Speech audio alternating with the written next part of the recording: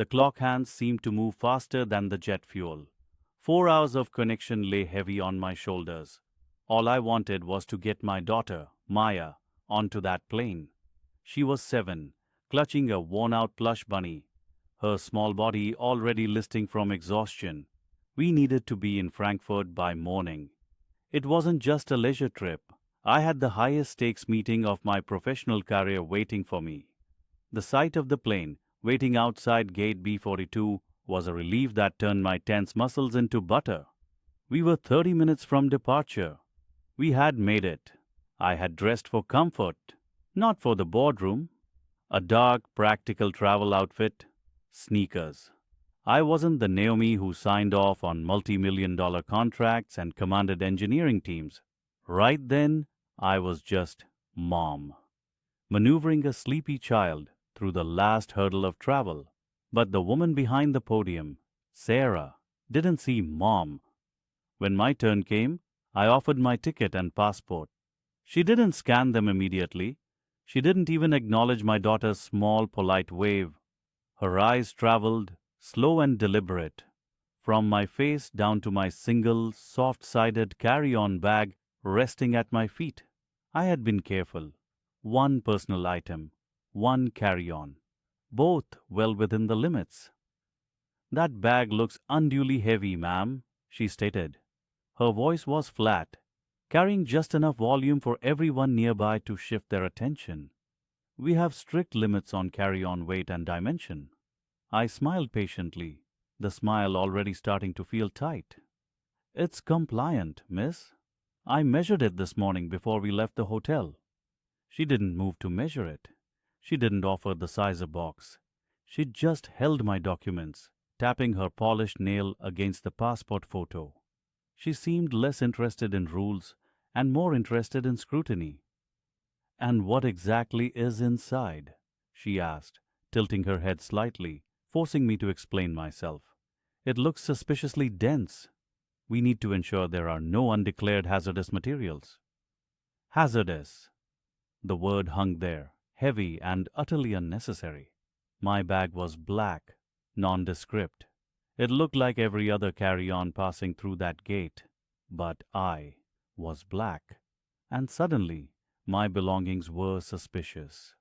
I felt the familiar hot rush of indignation, the internal debate of whether to argue or simply comply. I chose compliance, maintaining my calm, professional veneer. Inside are my personal items, Maya's noise-canceling headphones, and proprietary schematics, I explained, maintaining direct eye contact. "They are sealed and authorized for transport, essential materials for my work meeting in Frankfurt. They cannot be checked." She cut me off before I could finish the sentence. Her lips barely moved. "I don't care about the contents of your meeting, ma'am. This isn't a cargo flight. It's about procedure.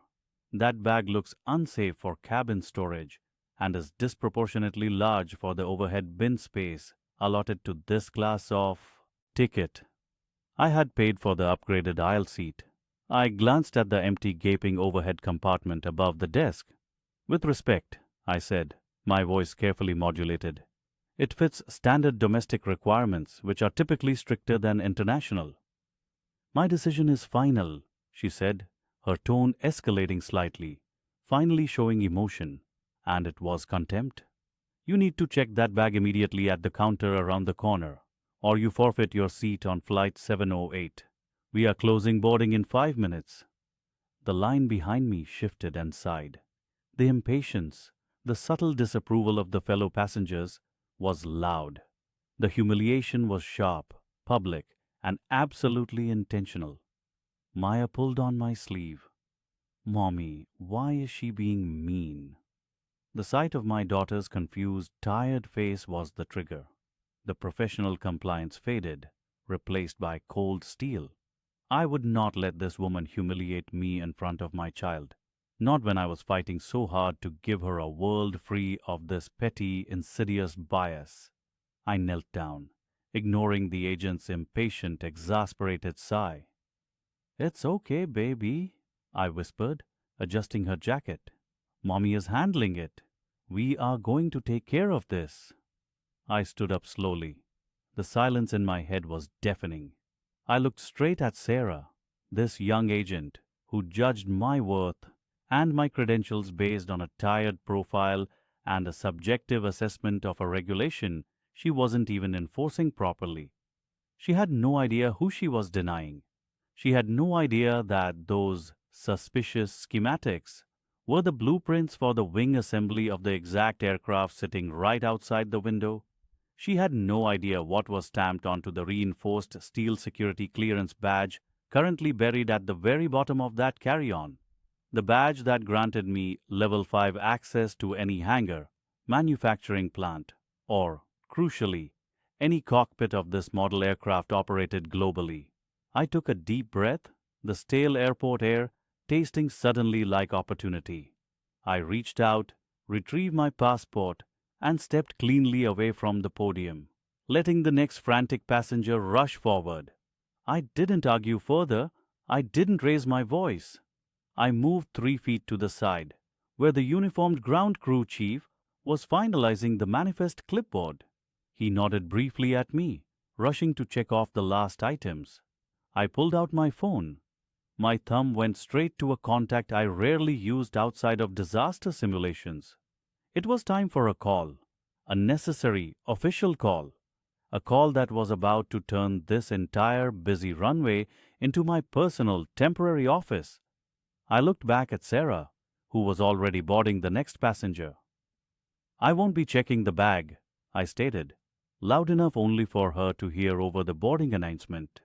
I pressed the green button. The call connected instantly. "Yes, General Dynamics. This is Naomi Hayes, Chief Safety Inspector. We have an immediate situation regarding Flight 708, Hall, designation N5114 DP. I need you to initiate a full ground hold and maintenance sweep, starting immediately." The weight of that moment was not about a missed flight. It was about the casual brutality of being seen as less, as suspicious, as a potential threat simply because of the packaging I came in. "Madam, this is not a negotiation," Barbara said, her smile vanishing, replaced by a cold efficiency she saved only for me. She pointed past me to the queue of anxious, pale faces. They were relieved to see the disruption contained. They were relieved that I was the disruption. My daughter Leah pulled my sleeve, her eyes wide and scared, fixed on the brightly lit boarding tunnel. "Mommy, why are they talking about the bag again? Did we bring the wrong shoes?" I knelt quickly, shielding her from the spectacle. I smoothed her hair. "No, sweetie, everything is fine.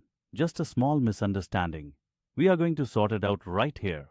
But sorting it out meant begging, and I refused to beg. I stood back up, my voice dangerously low.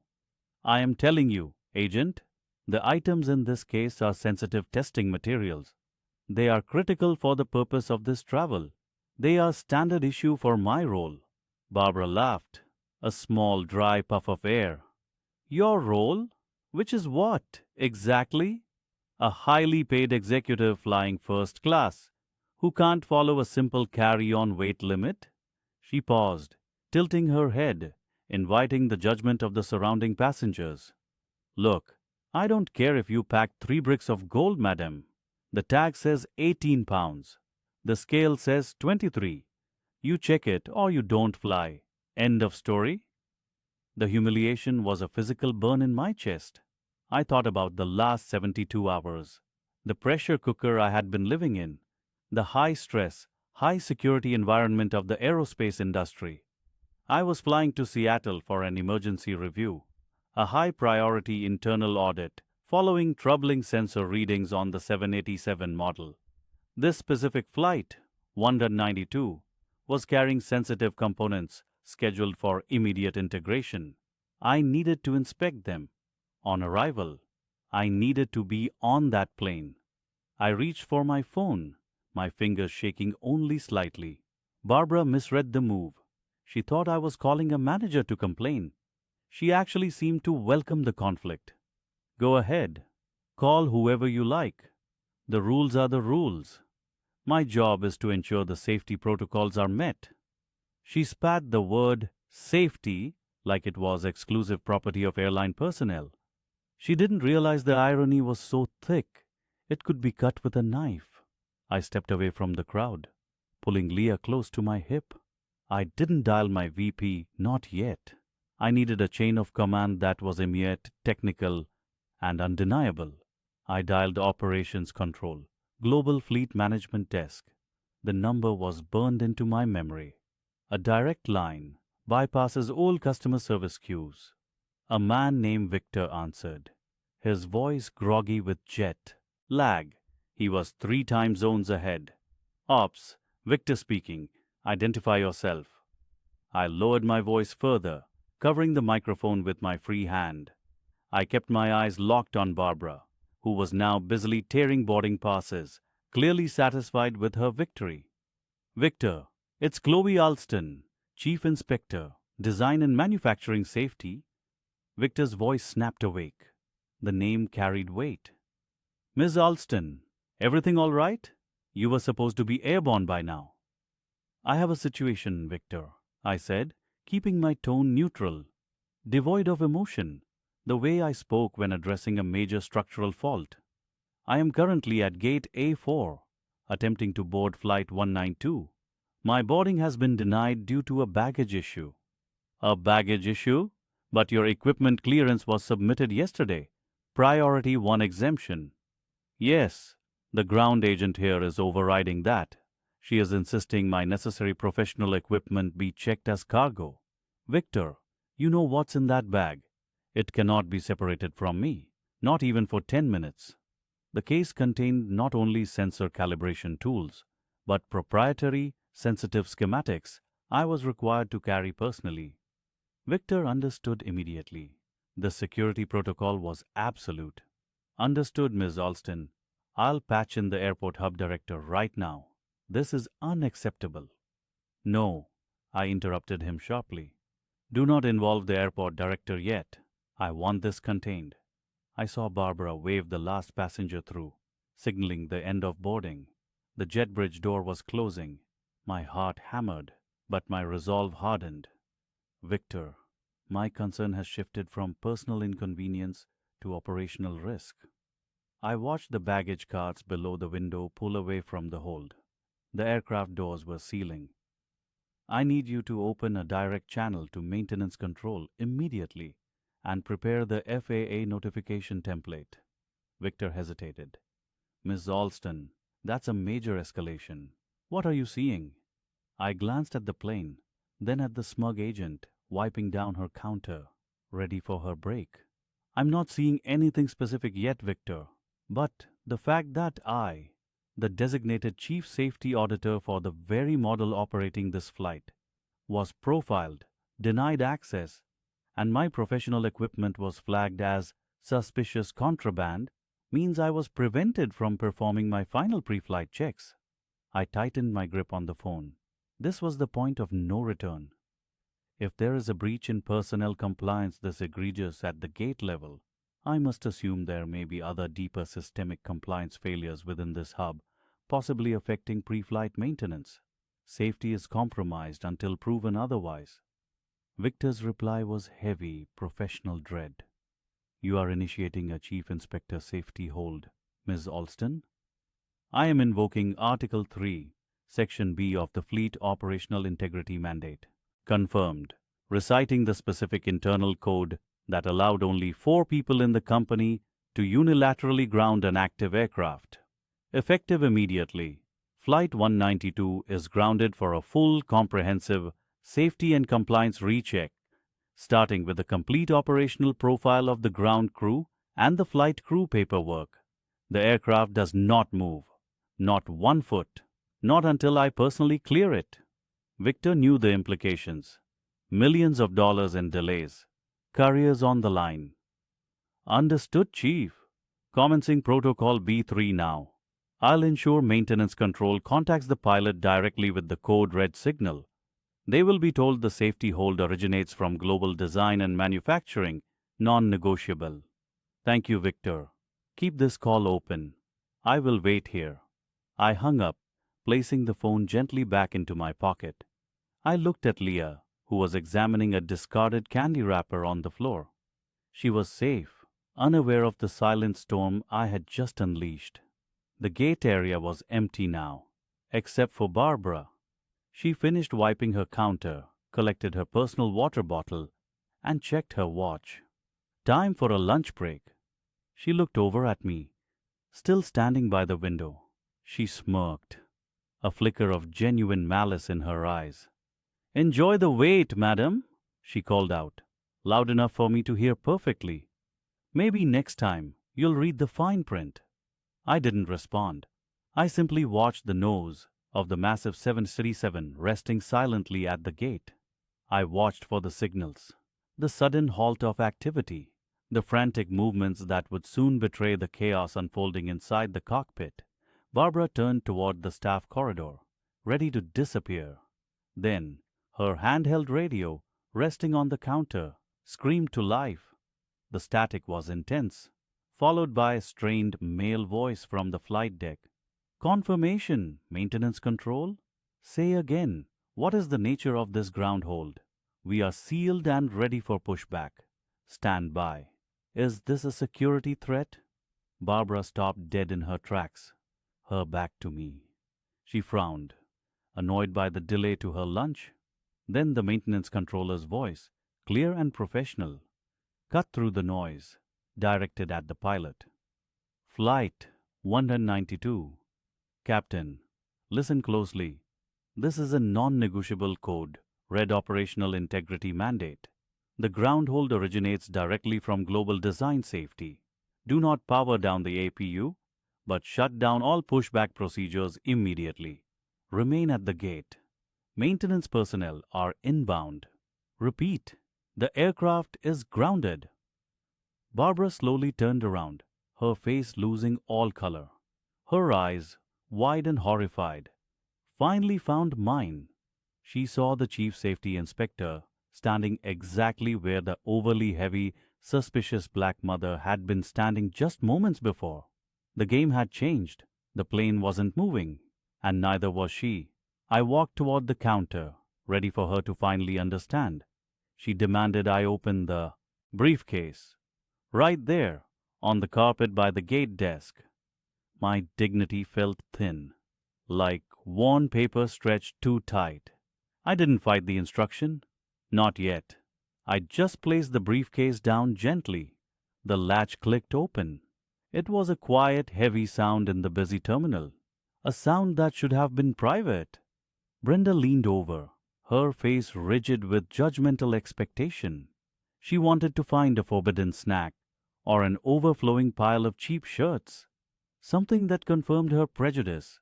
Inside there were no clothes, no child's toys. There were stacks of proprietary documents, thick binders, sealed in plastic. They were stamped with warnings and high-level classification codes. There was the new R12 diagnostic interface, a specialized piece of equipment, still humming faintly, nestled securely in custom foam. Brenda reached in without asking. Her fingernails clicked against the smooth, hard plastic of the R12 case. She pulled out a blue binder first. The cover was stark white, stamped clearly. Level 5 security clearance, FA300 fuselage stress testing. She scanned the technical language. Her lips moved slightly. She didn't understand a single word. The complex schematics were meaningless to her. "What is this?" she demanded. Her voice was aggressive, too loud for the space. I kept my tone level, controlled. A quiet professional hum in the rising chaos. "Those are proprietary safety certifications," I said. "They must travel with me. They pertain directly to the structural integrity of the aircraft we are scheduled to board." She scoffed, a dismissive sound that cut through my professionalism. "Looks like homework," she sneered, dropping the binder onto the counter hard enough to make the pages fan out. She continued to rifle through the rest of the contents. She found the specialized laser caliper I use for measuring microscopic material stress fractures. It was 6 inches of polished, specialized steel. "Is this a weapon?" she whispered. holding it up, treating it like evidence in a crime. I had to clench my jaw against the sheer absurdity of the question. It is a specialized tool for quality assurance and structural metallurgy, I explained calmly. It measures tolerances in millimeters. It is regulated, insured, and required for my work. Brenda shook her head, ignoring my explanation. She hated that I had a clear answer for everything, that I was prepared. A nervous man, mid-40s, hurried over. He wore a uniform jacket stretched tight across his shoulders. This was Mark, the shift supervisor. He was scanning the crowd, worried about delays, not justice. Agent Daniels, what is the situation here? Mark asked, his gaze settling uncomfortably on the display of my personal belongings. Brenda instantly shifted into a theatrical victim mode. She has suspicious items, sir, unidentified tools and confidential papers, and she's being obstructive regarding security protocol. Mark looked at me. His eyes were tired. He wasn't looking for the truth. He was looking for the path of least resistance. He saw a black woman, visibly irritated, surrounded by technical equipment, disrupting the flow of the gate. He didn't see the chief safety inspector. Ma'am, we need you to comply fully, Mark said, his voice clipped and impersonal. We can't hold the entire flight over a bag check. I am complying, I countered, my eyes locked on his. I have opened my professional tools, which are essential to my employment. Agent Daniels has profiled me, searched my property, and has refused to acknowledge the standard travel authorizations listed on my manifest. Mark sighed, rubbing his forehead, the classic gesture of a manager who blames the victim for causing the scene. Agent Daniels, did you check the manifest? It looked fake. Brenda cut in immediately, waving the sheet of paper. She just scribbled safety on it, sir. It's clearly not standard. She picked up the R12 device again. She turned it over and over in her hands, completely ignorant of its technological value. Look at this, Mark, she insisted, louder now, seeking validation from the audience of delayed passengers. She is trying to bring electronics on board that clearly don't fit our size gauge. Why would a regular passenger need sensitive, secret company documents like this? The word hung heavy in the air. Regular. The implication was clear. You're not a regular passenger because you're not a regular person. You're an anomaly. You are suspicious simply by existing outside of the box I placed you in. That was the absolute breaking point. Not the papers, not the humiliation of the search, but the calculated public attempt to diminish my work, my expertise, and my professional standing. I looked straight at Brenda, who was now smiling slightly, believing she had won. Then I looked at Mark, who had averted his gaze. The time for measured politeness was definitively over. They had committed every procedural and professional offense imaginable. They had built their entire case on assumptions of my lack of worth. Mr. Mark, I said, my voice dropping to a dangerous soft whisper that somehow cut through the ambient noise of the terminal. I am not a regular passenger. I reached into the inner pocket of my coat. This was it. The moment I ended their shift, and perhaps their careers. My fingers wrapped around the laminated card. I pulled out the badge. Not my corporate employee ID, but the Federal Regulatory Inspection seal. It was heavy, cold, official. I flipped it open, holding the seal between two fingers so Mark and Brenda could see the highly polished government emblem. The metal shone under the harsh terminal lights. The proprietary documents, I continued, speaking only to Mark now, pertain to the exact plane we are currently boarding.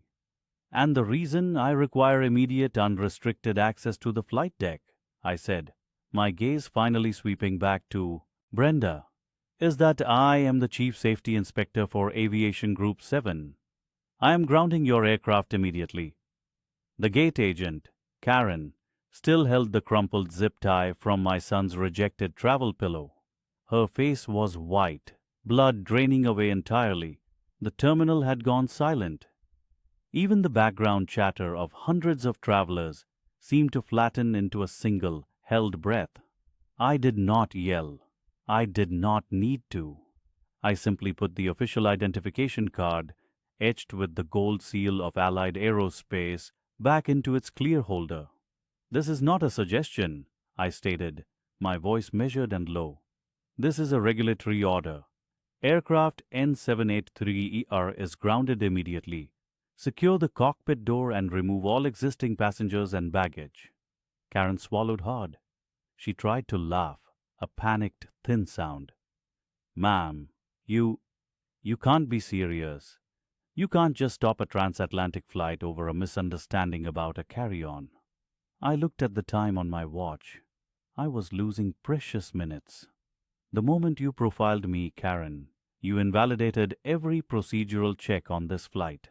The moment you chose to focus on the color of my skin, you proved the system protecting this aircraft is compromised." My eyes didn't leave hers. Safety is absolute. It is not subjective. It does not tolerate distraction or prejudice. If your focus is on making up rules about children's pillows to harass a passenger you deem suspicious, then your focus is not on the turbine health, the wiring integrity, or the hydraulics. The other staff was scrambling, unsure who to obey. A junior agent fumbled with his radio. "Call the station manager," I instructed the junior agent. "Tell him Chief Safety Inspector Hayes is invoking Section D17 of the FAA mandate concerning demonstrable procedural failures compromising airworthiness." The phrase D17 hit the ground staff like a physical shock wave. D17 meant complete hold.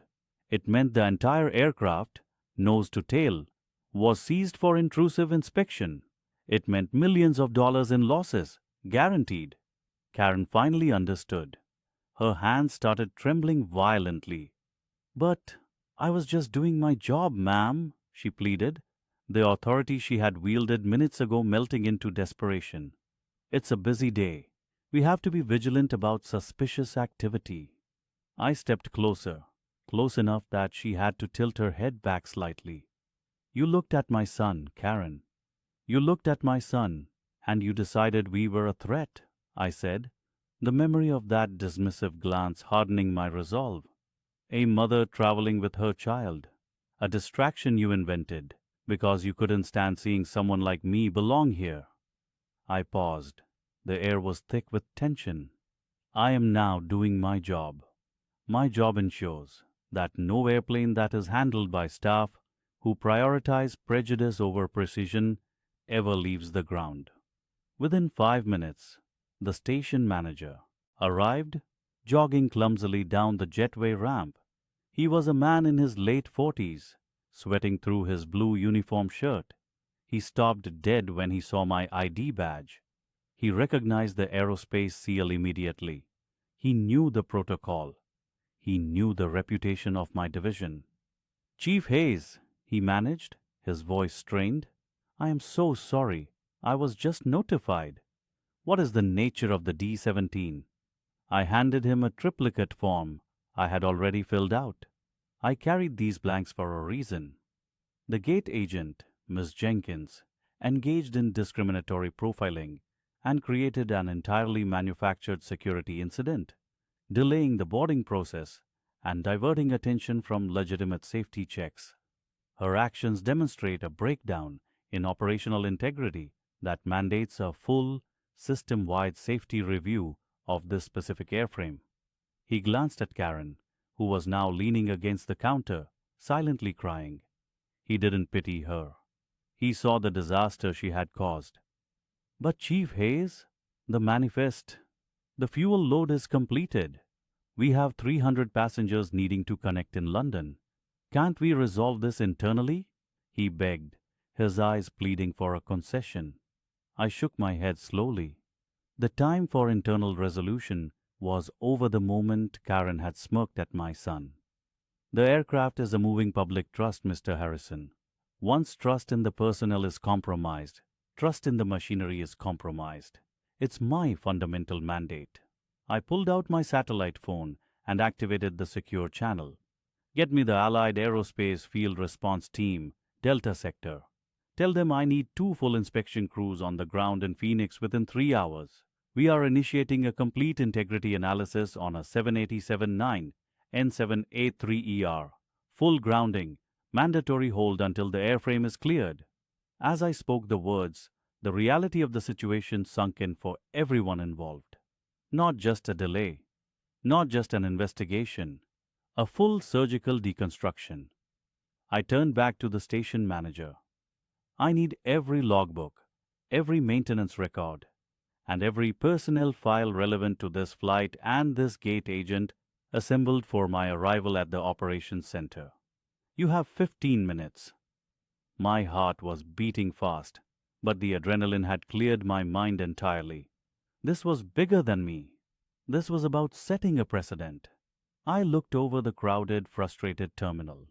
I knew the ensuing chaos would be massive. Hundreds of people would miss connections, lose money, and suffer delays. The airline would pay millions in compensation and fines. But safety was priceless. Dignity was priceless. And I realized, standing there in the middle of the noise, that the airline had only one person to blame for the crisis I was about to unleash. The employee who looked at a black mother and decided she was not worthy of respect, or safety, or courtesy. "Where is my luggage, Mr. Harrison?" I asked, finally addressing the last loose end of my identity as a passenger. "The carry-on bag your agent designated suspicious. I need that immediately. I will be using it as evidence in my official report on procedural misconduct." The station manager stammered, pointing to the baggage room. "And my son's pillow," I added. It was essential they understand the absurdity of what they had challenged. A pillow against $1 billion safety investigation. I watched as the first 2 police officers arrived, not to arrest me, but to secure the grounded aircraft, following my orders. The gates were officially sealed. The crisis was just beginning. I still needed to ensure Karen faced the consequences, not just for my inconvenience, but for the inherent danger her bias posed to every future passenger. I had the plane. Now I needed her file. The shift manager tried to laugh, a weak, strangled sound. "This is ridiculous," he sputtered. "You can't just—" I cut him off. My voice was low, steady, and utterly devoid of mercy. "I am Chief Safety Inspector Naomi Carter," I said, repeating the title slowly, articulating every syllable. "Astratech Flight Dynamics. I designed the stress testing protocols for every wing bolt on that aircraft." I let the weight of the name Astratech settle over them. It was the manufacturer, the ultimate authority. "Your flight is grounded," I stated again. "Effective immediately. Gate 41 must be cleared. All baggage must be offloaded and secured. No maintenance personnel moves toward that plane until my team arrives." Karen stood frozen, her mouth slightly open. Her earlier arrogance had evaporated, replaced by a deep, shivering dread. She realized, in that moment, that she hadn't just insulted a random traveler. She had jeopardized an entire multinational operation, and quite possibly her career and the station manager's entire fleet scheduling. I pulled out my secure satellite phone, ignoring the frantic whispers erupting behind the counter. I dialed the chief of ground operations for Astratech, bypassing several layers of command. "This is Carter," I told the chief, not bothering with pleasantries. "I am currently at Terminal C, Gate 41, Flight 735, Skywing 800 series. I initiated a full operational grounding." Silence stretched on the line as the gravity of my statement sunk in back at headquarters. A grounding initiated by me meant a cost of millions of dollars per hour and a catastrophic liability risk if I was right. "Yes," I confirmed, gripping the phone tighter. My initial inspection was provoked by unacceptable profiling and security negligence by the gate agent and shift manager on duty. I paused, allowing the chief to absorb the implications. If they treat basic security procedure, bag checks, compliance, passenger dignity, with this level of careless hostility and prejudice, I guarantee their maintenance log adherence is equally lax. I looked directly at Karen. Her eyes were wide, pleading, but I felt nothing for her. The fear in her face was the only justice I needed right now. I need a full structural integrity team and 3 non-destructive testing crews deployed to Gate 41 within 45 minutes. I ordered into the phone. I want the full digital maintenance history of N5045 loaded onto my tablet instantly. Cross-reference every reported minor hydraulic anomaly in the last 6 months.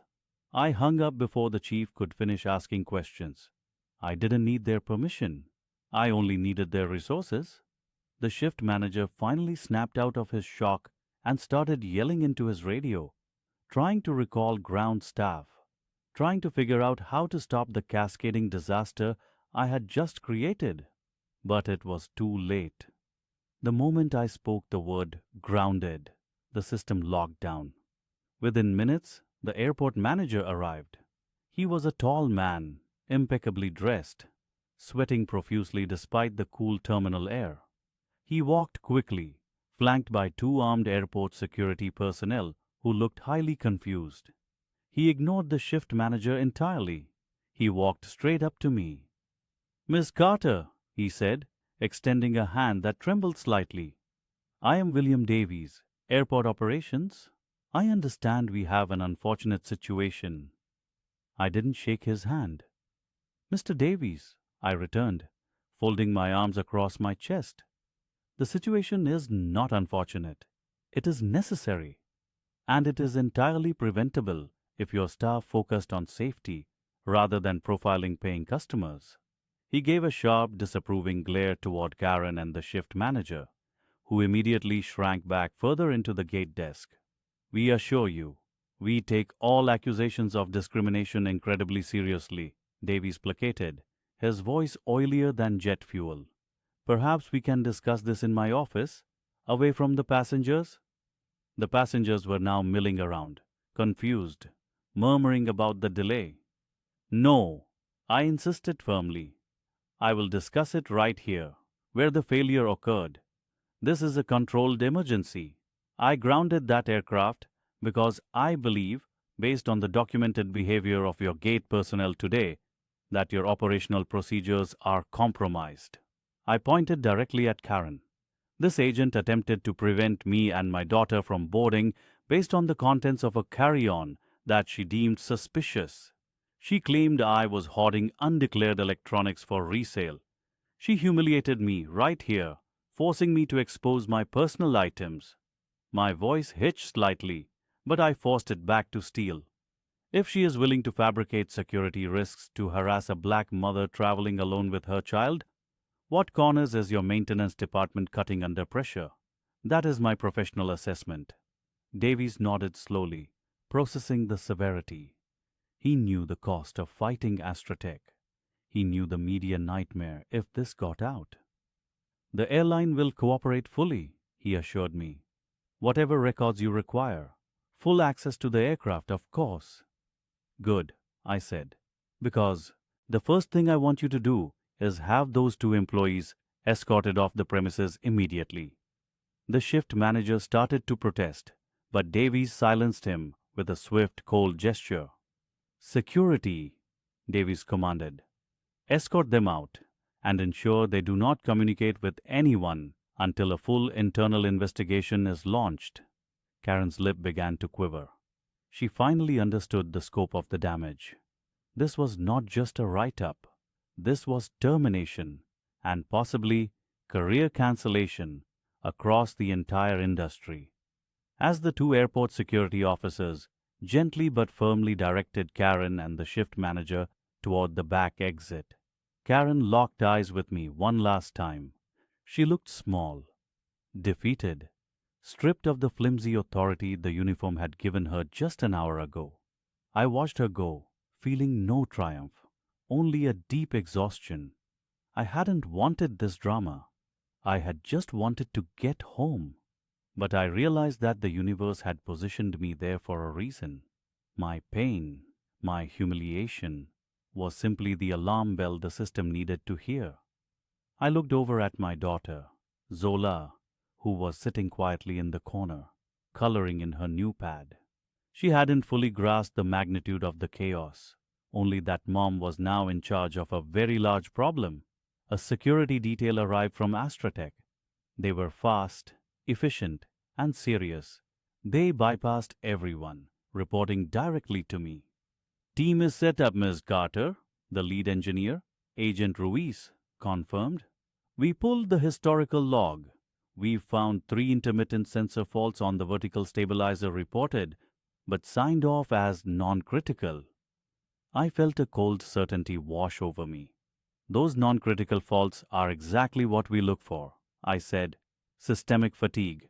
Begin the thermal scans now.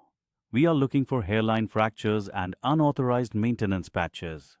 I walked out onto the tarmac walkway, looking down at the immense metal shell of the Skywing 800. It looked solid, safe, reliable, but beneath the paint, every single piece of engineering carried a risk. My risk analysis training had taught me that human error often precedes mechanical failure. The carelessness displayed by the gate agent was simply a mirror of the carelessness creeping into their overall operation. This investigation wouldn't be quick. My team would be here all night, maybe longer.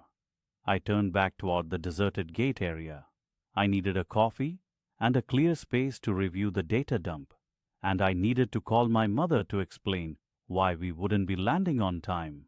The airline had given me a luxury box in the executive lounge, offering every apology possible. I accepted it clinically. I accepted the space, not the apology. I sat down, my tablet glowing with thousands of pages of maintenance reports. The poetic justice had started, but the true work, the work of safety, was only beginning. I had grounded the plane because of a carry-on bag, but I was going to keep it grounded until I was absolutely certain that nothing larger than my humiliation was hiding in the maintenance records. I opened the incident report template on my screen. First order of business. Formal complaint of racial and classist profiling against Agent Karen M. Next, review of all current Skywing 800 maintenance procedures for this specific airline. I leaned back, the silence of the exclusive lounge, a stark contrast to the shouting and panic I had just commanded. The flight was grounded. My luggage, once deemed suspicious, sat safely, waiting. And I, the humiliated black mother, was now the judge of whether that 600,000-pound machine would ever fly again. I scrolled down to the engine check logs, looking for the telltale signs of a rushed inspection schedule. I had a long night ahead, but I had all the power I needed. The manager, Gary, stumbled backward. His phone was already pressed to his ear, his voice a frantic, breathless whisper. He was talking to operations, trying to deny what he just heard. We have a situation at Gate C4. The chief safety inspector is here. Yes, that, chief. She issued the hold. I watched him breathe. Inhale. Exhale. The color drained from his face as he received the mandated confirmation. He heard the protocol being read back to him, cold and official. He looked at me with a desperate, terrified respect, the kind I wished he had shown me 5 minutes ago, when I was just a mother trying to get home. Ma'am, Gary stammered, holding the phone loosely away from his ear. They confirmed your credentials. We are initiating the mandatory full ground stop procedure for Flight 472. Sarah, the gate agent, didn't move. She was still holding the measuring stencil, the one she had used to try and shame me. The chaos wasn't visible yet to the hundreds of passengers now stuck in the terminal, but I could feel the invisible shockwave ripping through airport operations. Minutes later, the lights at the gate blinked red. An alarm, faint but sharp, sounded from the terminal's PA system. Attention! Flight 472 to Seattle has been temporarily delayed due to unforeseen operational requirements. Please check screens for updated boarding information. Unforeseen operational requirements. That was me. My heart still hammered against my ribs, but the anger was cooling, replaced by a deep, icy determination. This wasn't about the size of a bag anymore. This was about procedure, profiling, and the immediate implications of allowing an agent's bias to compromise the operational integrity of a pre-flight inspection. I pulled out my secure satellite phone. I bypassed Gary completely. I needed the NTSB contact number immediately. This is Naya Johnson, NAYA. I am initiating a Level 3 safety alert regarding Ship 297, tail number XZ9Q. I need a full inspection team dispatched to this location immediately. I want the maintenance logs pulled from the last 72 hours. Gary's eyes widened. Further, a Level 3 alert meant the FAA and the NTSB were now involved. This was officially a potential federal investigation, not just an airline procedural issue. I turned to Sarah, who now looked like a statue carved out of fear. "You stopped me," I said, my voice low and level, echoing in the sudden silence of the gate area. "You claimed my carry-on was suspicious. You profiled me, not the contents of the bag, but you invoked safety regulations." I paused, letting her flinch. Now, we follow safety regulations to the absolute letter. Everything. Every screw, every wire, every fuel reading. Gary tried to interject, trying desperately to contain the fallout. "Miss Johnson, I am certain there are no actual safety concerns with the aircraft. This was just a minor issue with the luggage policy." I cut him off sharply. The issue was not the luggage policy. The issue was the suspicion of the luggage. You allowed an agent to racially profile a passenger and then, when questioned, to invent a non-existent threat concerning a bag she hadn't even opened. I looked at the simple backpack I held, the one containing my daughter's stuffed lion and my laptop. "Do you still consider this item suspicious, Agent Sarah?" I asked. She couldn't speak. She just shook her head frantically, tears starting to blur her eyes. "Good," I stated, "because every single one of those passengers stopped right now assumes something is catastrophically wrong with this plane. And you know what? When an agent allows prejudice to override protocol, when they use the language of security as a weapon against a passenger, they compromise the entire system of checks and balances we are paid to uphold." My team was on its way. They would arrive in under an hour. Gary was already calling human resources to report Sarah's actions, following my direct instruction. I hadn't asked him to fire her immediately. I simply told him to document the event accurately, the refusal to board, the citing of invented safety concerns, and the immediate resulting grounding procedure. The documentation alone was enough. In the aviation industry, a compromise of operational integrity due to racial profiling is often a career death sentence. I didn't feel triumph, just exhaustion.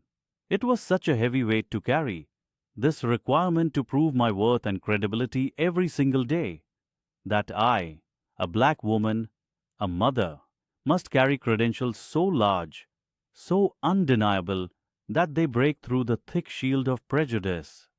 I shouldn't have to be the chief safety inspector just to be treated like a paying customer. My daughter, sleeping soundly in her stroller, was oblivious to the entire devastating power shift unfolding around us. I bent down and adjusted her blanket, shielding her face from the flashing screens. I thought about Sarah. She had been so quick to dismiss me, to look down her nose at my daughter and me. She saw a hassle. She saw a problem. She saw a threat. She never saw the professional holding the fate of her entire afternoon, her job, and potentially her airline's reputation in her hands. I stood up straight, feeling the immense weight of the official investigation settling onto my shoulders. This was going to be massive, and it all started because a woman saw my skin color and decided my presence wasn't worth her respect. I watched the first security and maintenance vehicles speeding across the tarmac toward the gate. The jet bridge doors were being secured. The hundreds of passengers were now waiting indefinitely. I looked at Gary and Sarah, now standing several feet apart, their silence deafening. The NTSB will handle the full inquiry regarding the procedural lapse and the profiling incident, I told Gary. But I want you to prepare a detailed report for me, personally, regarding the initial denial. Yes, ma'am, he whispered, nodding frantically. I needed to make sure this incident was fully catalogued. Not just the aircraft inspection, but the human element, the profiling. I owed it to myself. I owed it to every black traveler who had ever faced this quiet, exhausting humiliation. The first member of my inspection team, a senior engineer named David, rushed through the jet bridge entrance. He paused, seeing me standing there, wearing the exhaustion of the battle. He knew instantly that this wasn't just a drill. Naya, what do you need? He asked, already prepared to work. I pointed to the gate agent's podium, then back towards the secured aircraft. David, I said, my voice cutting through the rising sound of sirens outside. I want you to examine everything, not just the plane. I want a full integrity audit of every person involved in the initial screening process at this gate. The investigation was just beginning, and it would start right where the injustice did. The terminal had become silent again, an unnatural, heavy silence. The initial shock had worn off, replaced by a cold, grinding reality for the airline. I stood by the pressurized door, away from the frantic suites clustered near the gate desk. My team was already deploying. They moved with the precision of highly trained surgeons. They knew the gravity of an immediate grounding order from my office. It was not a suggestion, it was law. I watched the faces of the ground crew, confusion, then dawning horror. They realized this wasn't just a delay. This was an existential threat to their hub's operational capacity. The airline vice president, Mr. Sterling, approached me, wiping sweat from his brow despite the air conditioning. He smelled of expensive cologne and panic. "Ms. Hayes," he began, his voice rasped low, "we are cooperating fully. Every technicality will be addressed. We are pulling all flight logs, checking maintenance reports, everything you need." He emphasized technicality. He was trying to frame this as a bureaucratic mishap. I didn't look at him. I watched my lead engineer, Marco, setting up sensors on the landing gear. "Mr. Sterling," I said, my voice steady, almost quiet, "this isn't about cooperation. This is mandatory adherence. You will not interfere with the inspection team. They report only to me." He nodded vehemently. "Too quickly." "Absolutely. And regarding the incident at the gate," I finally turned to face him. My expression must have been enough to stop his platitude mid-sentence. "The incident at the gate, Sterling, is why you are standing here instead of moving several hundred passengers efficiently." He shifted uncomfortably. "We have already pulled Agent Williams, Gwen, off duty. She is being questioned by HR. This is clearly a case of extreme poor judgment on her part. Rest assured, we take customer service and internal policy infractions very seriously." He was offering a sacrifice, a low-level employee to save the multi-million-dollar operation. "You misunderstand me," I stated plainly. "Her failure in judgment is being addressed by your HR department. That is your internal process. My concern is much larger." I paused, letting the weight of my position sink into the polished marble floor. "My concern is the institutional tolerance that allowed her behavior to flourish. My concern is the cultural environment that encourages profiling passengers under the guise of security protocols designed only to justify discrimination." Sterling's face went pale. He realized I wasn't interested in a simple firing. I was looking at the systemic rot. "Ms. Hayes, we assure you, our training is rigorous." "Training failed," I cut in. "It failed when she decided that my daughter's comfort items, neatly packed, were grounds for suspicion. It failed when she decided my word held no weight. It failed when she decided my dignity was expendable. The technical inspection is separate, Sterling argued, desperately trying to compartmentalize the disaster. No, it is not, I corrected him. The technical inspection is the direct result of her actions. She chose to humiliate me publicly. I chose to exercise the power granted to me by law and by the manufacturer of this very aircraft to protect the lives that your employee put at risk through arrogance. If she hadn't profiled me, I would have boarded, done my job in the air, and never thought twice about the minor anomaly Marco was now investigating on the hydraulics line. I pointed toward the tarmac where Marco had found something concerning. A small cluster of maintenance technicians were huddled around the aircraft belly. I was traveling incognito. I was a passenger, I whispered. But your gate agent needed me to be a threat. So I became one, a threat to your reputation, to your schedule, and potentially to your airworthiness certificate. Sterling swallowed hard. What are your terms? I took a breath. This was the moment I had rehearsed in my head 1,000 times since I started in this industry. The moment I used my acquired power to shield others like me. First, Gwen Williams is not just fired. She is flagged with an irrecoverable notation detailing her exact discriminatory actions, ensuring she cannot simply move to a different airline or sector quietly. That is extreme, Ms. Hayes. That is career suicide for her. She performed career suicide when she decided my child was suspicious, Sterling. And second, the findings of this inspection will be released to the public, regardless of severity. The press would crucify us. Then your company will learn the cost of profiling, I responded, my voice rising slightly for the first time. You will hire an independent consultant, approved by my office, to overhaul every passenger profiling protocol and training module you have. You will dedicate a significant fund to sensitivity training, focused specifically on systemic bias and microaggressions, not just token compliance videos. This was the price of dignity. It wasn't cheap. Sterling knew he was beaten. He had no leverage.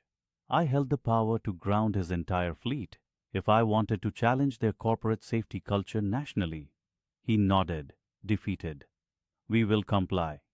Immediately. I dismissed him with a curt gesture, turning back to watch my team. They were my focus. The machine was doing its work. Minutes later, a nervous supervisor led Gwen Williams through the terminal, away from the gate. She was carrying her employee badge in her hand, the plastic casing reflecting the harsh airport lighting. She saw me. She froze. Her eyes, which had held such condescension and certainty just an hour earlier, were wide with disbelief and terror. She couldn't speak. She didn't need to. Her entire world had imploded. I looked at her, not with hatred, but with a profound, almost clinical pity. She was the weapon, but the culture was the hand that wielded her. I held her gaze steady. I did not smile. I did not gloat. I simply let her see the consequence. The cold, irrefutable consequence of challenging a black woman's right to equal passage and dignity. She stumbled, and the supervisor gently urged her onward. She disappeared down the hallway toward the executive offices. My attention returned to the tarmac. Marco radioed in, his voice tight. Ms. Hayes, we have a clear indication of compromised sensor readings on the primary brake system. It's subtle, but it's there. If we hadn't pulled this flight, they would have passed inspection today. I closed my eyes briefly. Gwen's arrogance had not only cost her career, but it had potentially saved 300 lives. The irony was suffocating. I opened my eyes and looked at the clock. It was still hours before I would receive the full formal report, hours before the FAA would be formally notified by my office, hours before the press would swarm this terminal. My daughter was sleeping peacefully in the executive lounge, oblivious to the storm her mother had unleashed. I picked up my satellite phone. I needed to call my boss, the CEO of the manufacturer. I had to deliver the official recommendation. This was not just about safety anymore. It was about trust. It was about whether an airline that enabled such casual, destructive profiling could be trusted to manage complex machinery. The final decision had to be definitive. I stepped away from the window, finding a quiet corner. I took a deep breath, steeling myself for the corporate war that was about to begin. The fight for my dignity had won the battle. Now I had to secure the entire war. I pressed the call button. The consequences were still unfolding. The chaos was instantaneous, absolute. The pilot, Captain Miller, rushed out of the cockpit. He saw the badges of the men now surrounding me. He saw the horrified face of the regional manager, who had just sprinted across the terminal. "What is happening here, Chief?" Captain Miller asked me, his voice rough with disbelief. I kept my voice low, professional. "The 787 Ship 341. It is officially grounded pending a full Category 4 inspection. You must comply with the FAA and NTSB guidelines immediately, Captain." He looked from my face to the corporate jet on my safety credentials. He understood the gravity instantly. The regional manager, a man named Mr. Hayes, looked sick. His eyes were glued to Brenda. Brenda was sobbing now, a pathetic wheezing sound. The power had evaporated from her body, replaced by sheer, toxic dread. She tried to speak, pointing a shaky finger at me. She fabricated this. She caused this. It was just a bag."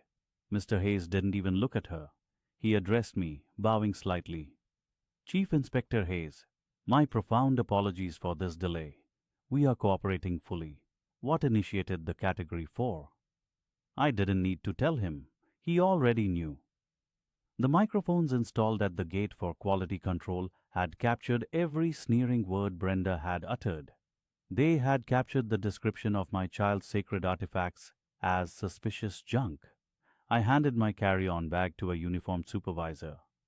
This baggage was profiled and deemed a safety risk, overriding my clear status and designation. That action alone represents a gross negligence of protocol that requires a full safety review of all agents and procedures touching this aircraft. "And the baggage itself?" Mr. Hayes pressed. "The baggage," I said, looking directly at Brenda, "contains specialized materials related to my child's ongoing chemotherapy, packaged according to medical specifications. If your agent mistook specialized medical equipment for contraband worthy of disrupting my boarding, and I assure you, it was not the packaging she cared about, then how can I trust her visual inspection of any critical element of this aircraft?" The logic was undeniable. The systemic failure was her prejudiced eyes. Mr. Hayes turned to Brenda, his jaw tight. "Brenda, you are relieved of duty immediately, escorted off the premises, effective immediately." Her knees buckled. She didn't fight. She just wept, murmuring apologies that were too late, too weak. She was led away, her uniform looking cheap and heavy now. The gate area grew quiet. I wasn't triumphant. I was exhausted. The FAA liaison approached me. "Chief, we have secured the aircraft. The passengers have been notified of the severe, unscheduled maintenance issue. We estimate the review will take minimum 72 hours. 72 hours. Hundreds of thousands of dollars in lost revenue, disrupted connections, and institutional damage.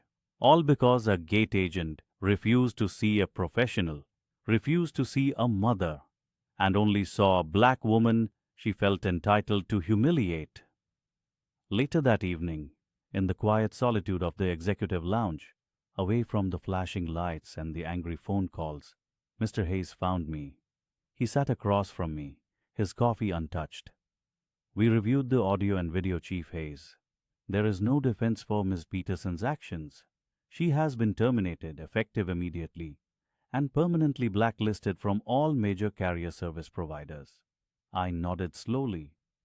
Poetic justice delivered. The small, petty exercise of her power had cost her everything. I want you to understand something, Mr. Hayes, I said, stirring my tea. I didn't ground that plane because I was angry. I grounded that plane because I had to prove that when profiling takes precedence over procedure, the consequences are immediate and catastrophic. We understand, Chief. We hope you will accept our deepest apologies and perhaps agree to consult with our training division on unconscious bias in the future. I leaned back, thinking about my daughter. Safe now, sleeping soundly at the hotel I had secured. We can discuss consulting later, I replied. Right now, I need to ensure my child is on a safer flight tomorrow, one handled by professionals who see people, not profiles. The cost of this victory was high, measured in disrupted travel and national attention, but the message had been delivered with the deafening force of a grounded 300-ton aircraft. When you mistake dignity for disruption, you invite demolition. When you fail to see the quiet, powerful person in front of you, the resulting oversight can expose the rot of your entire institution. I closed my eyes, the weight of the day settling on me. The physical exhaustion was immense, but the internal fear that had been building since Brenda first sneered at my bag had finally dissipated. I had been humiliated, but I had refused to break. I had been judged, and I had delivered the verdict. The flight tomorrow would take me home, but the fight to ensure that no other black mother faces a hostile gate agent trying to exercise a small, cruel jurisdiction over their life and dignity, that fight, I knew, was just beginning. I opened my eyes, looking out at the silent tarmac. The grounded 777 stood as a stark monument to a lesson harshly learned. What would the FAA report say? What corporate changes would truly follow this immense financial and logistical disaster? I waited to see if the lesson of the grounded plane would stick, or if the system would simply find a new Brenda